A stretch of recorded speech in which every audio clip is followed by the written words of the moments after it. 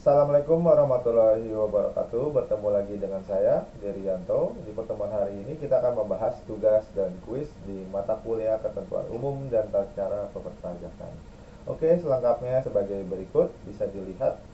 Di sini akan membahas tugas dan kuis. Oke.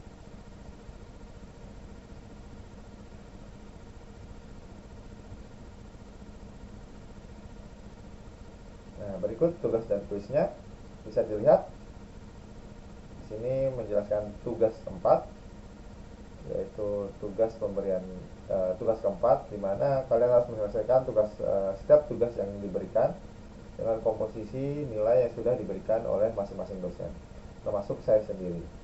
Untuk tugas keempatnya itu sebagai berikut.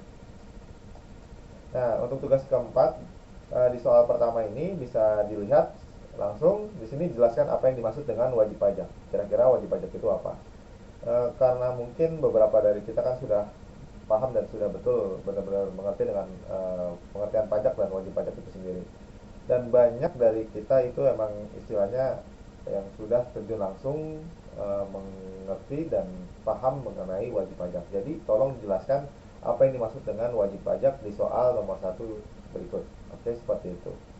Dan kira-kira mungkin bagi mahasiswa reguler atau mahasiswa yang sudah bekerja pasti tahu ya dengan wajib pajak itu sendiri. Namun untuk mahasiswa yang benar-benar fokus untuk kuliah mungkin agak sedikit bingung, tolong dipelajari lagi e-booknya atau dibaca lagi materi-materi pembelajaran seperti itu. Gimana? Mungkin bisa dijelaskan atau bagaimana gitu kan mengenai soal nomor satu berikut ini. Ya agak sedikit ini, tapi saya berharap bisa dijelaskan lebih panjang lagi mengenai konsep dari penjelasan wajib pajak itu sendiri seperti itu. Oke, kita lanjut ke berikut ya. Mungkin kita lanjut ke slide kedua sebagai berikut. Nah, di sini di soal kedua, di soal kedua di sini menjelaskan kenapa perlu adanya pemisahan pajak antara wajib pajak dan badan. Wajib pajak maksudnya wajib pajak WP atau wajib pajak perorangan dan badan. Kira-kira pemisahannya itu seperti apa? Jadi konteksnya itu bagaimana dengan cara pemisahan dari kedua belah pihak antara WP wajib pajak pribadi dengan badan itu sendiri. Kira-kira seperti apa gitu kan? Mungkin konteksnya ya tidak sedikit itu kan. Tapi bagaimana menurut saudara tentang pemisahan pajak antara wajib pajak pribadi dengan wajib pajak badan seperti itu. Jadi kira-kira seperti apa gitu. Namun jika kalian belum tahu atau belum memahami dengan ini, konteks dari soal berikut bisa nonton video pembelajaran atau bisa dengan membaca modul e-book atau bisa dengan membaca materi-materi lain atau buku langsung sesuai dengan materinya atau mata kuliah yang sedang kita pelajari seperti itu. Jadi kira-kira apa nih jawaban dari soal nomor 2 berikut ini? Kira-kira seperti apa? Kita dulu kita lihat ya.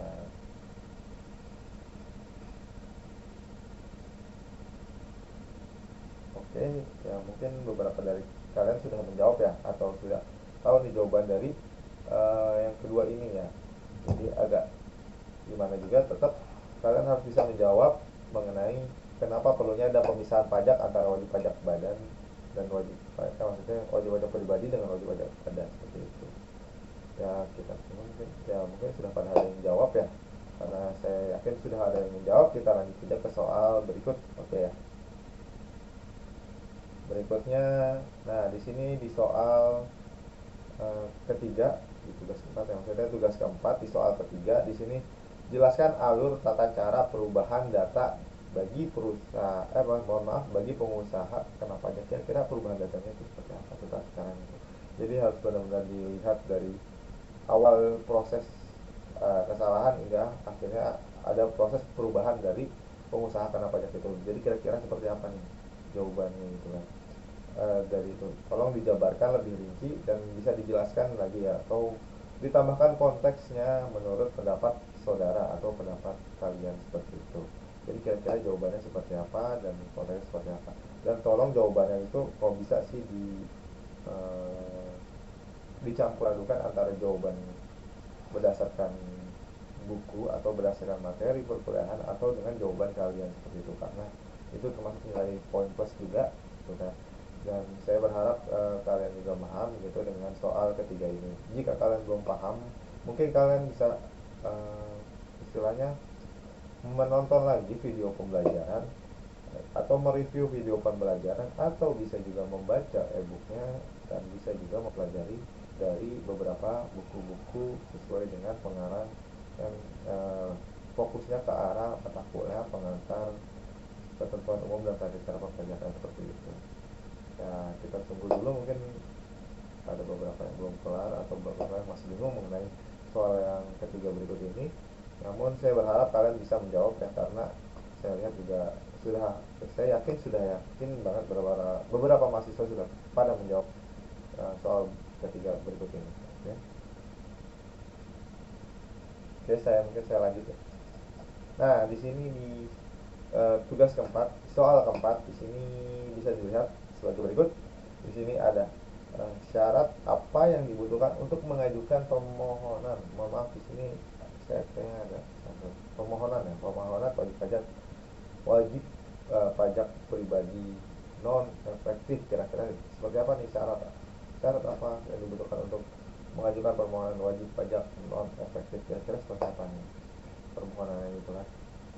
Mungkin beberapa dari kalian sudah menjawab nih mengenai pertanyaan berikut ya, tapi saya berharap pertanyaan maksudnya jawaban kalian bisa diperpanjang atau bisa diakumulasikan dengan jawaban atau pendapat kalian seperti itu. Namun konteksnya sendiri kan ini masih tentang wajib pajak pribadi, namun berbeda dengan yang sebelumnya, kita tentang pribadinya, tapi ini ketika wajib pajak itu non efektif, berarti ada bersifat pasif gitu ya, seperti itu. Bagi mahasiswa yang sudah menjawab, saya yakin sudah tahu nih, atau yang sudah membaca video pembelajaran atau membaca buku-buku atau membaca modul atau membaca e-book yang sudah diberikan, pasti tahu mengenai jawaban berikut ini. Namun beberapa dari konteks dari mahasiswa yang lain, mungkin beberapanya belum menonton video pembelajaran. Saya berharap kalian untuk menonton video pembelajaran dan bisa membaca e-booknya, bisa juga mempelajari materi-materi yang sudah diberikan seperti itu. Jadi gimana? Apakah sudah dijawab semua atau beberapa mahasiswa apa sudah menjawab atau belum? Mungkin kita tunggu sekitar 1 menit mungkin ya, atau hitungan 10 detik ya. 1, 2, 3, 4, 5, 6, 7, 8, 9, 10. Oke, berarti kita lanjut ke soal berikut. Yang berikut adalah mengenai tentang kuis. Saya ingatkan kembali bahwa tugas dan kuis itu bersifat mutlak ya, atau nilainya itu bersifat besar. Dengan konteksnya tugas 1 dan tugas 2, untuk tugas 1 15% dan tugas 2 15%. Jadi konteksnya kalau misalnya diakumulasikan sekitar 30%. Jadi saya berharap kalian menjawab tugas dan kuis berikut. Nah, di sini kan kita akan membahas tentang kuis pertemuan keempat ya, atau kuis keempat seperti itu ya. Oke, kita lanjut aja kali ya seperti berikut. Nah, di sini di kuis keempat, di soal pertama, di sini tolong bisa dibaca lebih lanjut. Di sini tentang peraturan atas PPN dan PPNBM atas pelaksanaan berutang nah, di sini di yang mana nih? Berdasarkan konteksnya, di sini ada 5 jawaban, jadi kalian harus menjawab satu aja, gitu kan. Nah, di sini ada pertama Undang-Undang Nomor 42 tahun 2009, gitu. Terus ada Undang-Undang Nomor 17 tahun 2007, terus ada Undang-Undang Nomor 28 tahun 2000, terus ada Undang-Undang Nomor 31 tahun 2012, dan ada Undang-Undang Nomor 27A tahun 2008. Kira-kira jawaban yang benar yang mana nih dari 5 pilihan berikut dari soal nomor 1? Kira-kira jawabannya apa gitu kan? Apa mungkin nomor 2 tahun 2009, atau nomor 17 tahun 2007, ataukah Undang-Undang Nomor 28 tahun 2000, atau Undang-Undang Nomor 31 tahun 2012, atau Undang-Undang Nomor 27 A tahun 2018? Kira-kira jawabannya yang mana nih? Apakah A, B, C, D, atau K? Ya, mungkin beberapa dari kalian sudah tahu jawabannya dan sudah menjawab gitu kan. Soal pertama di kuis pertemuan keempat berikut. Nah, kira-kira seperti itu. Jadi beberapa yang masih belum menjawab mungkin bisa baca lagi e-book dari materi yang sudah diberikan, atau bisa membaca e-book, atau bisa nonton video pembelajaran seperti itu, atau bisa mengulang atau mereview video pembelajarannya seperti itu kan. Nah, oke. Nah, seperti itulah gitu ya. Mungkin saya lihat konteksnya, saya ketika begini mungkin saya akan berpikir bahwa kalian sudah tahu nih jawaban dari soal nomor satu berikut ya. Mungkin kita lanjut aja ke soal nomor 2. Oke, saya akan lanjut ke soal nomor 2. Oke. Lanjut di soal nomor 2. Di sini kita akan membahas masih tentang wajib pajak, yaitu tentang KUP ya. Di sini bisa dilihat soal berikut. Di sini ada tulisan instansi pemerintah atau bendahara sebagai pungutan dan pemotongan pajak kecuali ya. Jadi tolong digaris bawahi tentang kecualinya itu.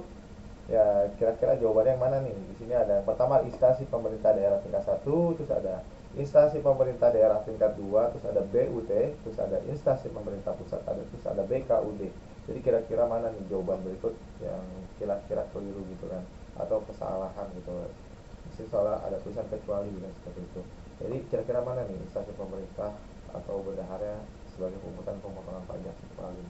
Apakah A, B, C ataukah D? Jauh dari jawaban berikut, kira-kira jawaban yang benar yang mana nih?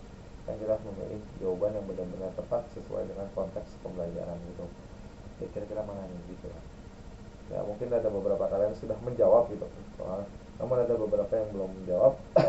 Kalau belum menjawab, tolong bisa dilihat lagi video pembelajaran, atau bisa direview lagi video pembelajaran, atau bisa baca-baca buku dari konteksnya di luar KUP namun masih tergolong tentang perpajakan, atau bisa membaca tentang konteks buku-buku yang berhubungan dengan KUP dengan maksudnya dengan pengarang yang berbeda gitu kan, atau bisa membaca langsung dengan materi yang sudah saya berikan seperti itu ya, atau bisa membaca dari e-book yang ada seperti itu.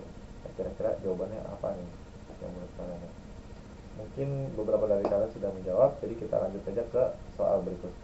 Nah, di sini soal nomor 3, tidak diterbitkannya surat teguran sekalipun tidak menyampaikannya SPT atau tahunan ya. SPT masa atau SPT tahunan adalah indikasi dari. Nah, di sini ada beberapa komponen yang harus kalian jawab, tapi tolong pilih salah satu dari beberapa jawaban gitu kan. Nah, di sini yang pertama adalah yang A, itu adalah wajib pajak orang pribadi. Terus yang kedua dari yang B itu adalah wajib pajak non efektif. Terus yang C itu adalah wajib pajak badan. Yang D itu adalah wajib pajak warisan.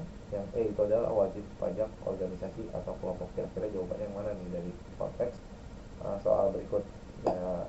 Saya berharap kalian sudah tahu ya atau jawaban dari masing-masing soal gitu. Dan untuk soal ketiga ini saya berharap kalian benar-benar fokus lagi, atau bisa lagi mereview lagi beberapa materi-materi yang ada, atau bisa nonton materi dan video pelajaran di pertemuan keempat atau pertemuan hari ini ya. Ya, seperti itu ya. Jadi kira-kira jawabannya mana? Apakah A, B, C, D, atau E, seperti itu ya. Saya berharap sih sudah pada menjawab gitu kan. Oke, ya mungkin saya berharap sudah pada menjawab. Jadi kita langsung saja ke soal berikut ya. Oke. Nah, di sini di soal nomor 4 di kuis pertemuan keempat, di sini beberapa wajib pajak badan yang diakui dalam pajak kecuali. Nah, di sini kira-kira apa nih jawabannya nih? Beberapa wajib pajak badan diakui dalam pajak kecuali. Nah, di sini ada pilihannya nih. Di sini ada PT, ada CV, firma, TK, atau yayasan. Kira-kira jawabannya yang mana nih? Apakah PT, CV, firma, TK, atau yayasan? Nah, mungkin beberapa dari kalian udah pada jawab nih mengenai jawaban berikut. Jadi kira-kira jawabannya yang mana nih? Apakah A kali ya PT ya, atau B kali CV, atau C kali firma, atau D TK, atau E yayasan gitu. Ya, mungkin beberapa kalian sudah menjawab, jadi kita langsung aja ya, kita percepat aja kali ya. Oke, kita langsung ke pertanyaan selanjutnya. Nah, di pertanyaan kelima berikut di sini, apa yang membuat wajib pajak perlu adanya perubahan data gitu. Jadi kira-kira jawabannya apa nih? Di sini ada tulisan kecuali, berarti kan ada kesalahan atau kekeliruan dari jawaban berikut. Nah, di sini kira-kira apakah A kali ya? Karena kesalahan nama. Mungkin ya, bisa mungkin bisa enggak gitu. Ya, karena kesalahan jenis kelamin. Ya, bisa jadi kali. Ataukah C karena adanya informasi baru? Ya, mungkin. ataukah D karena ada double nama?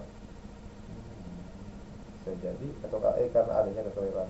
Jadi kan di sini beberapa jawabannya sama persis ya, tapi ya tetap kita harus mencari jawaban yang benar-benar pas atau jawaban yang sesuai dari soal berikut. Jadi kira-kira apa ya? Apakah A, B, C, D atau K? Kira-kira jawaban yang mana? Atau masalah nama, masalah jenis kelamin, karena ada informasi baru, double nama, atau ada kekeliruan. Jadi kira-kira jawaban yang mana? Nah, mungkin udah pada jawab kali ya. Nah, kan saya yakin kalian sudah pada jawab dan sudah pada paham dari konteks KUP di pertemuan hari ini. Ya, mungkin kita lanjut aja.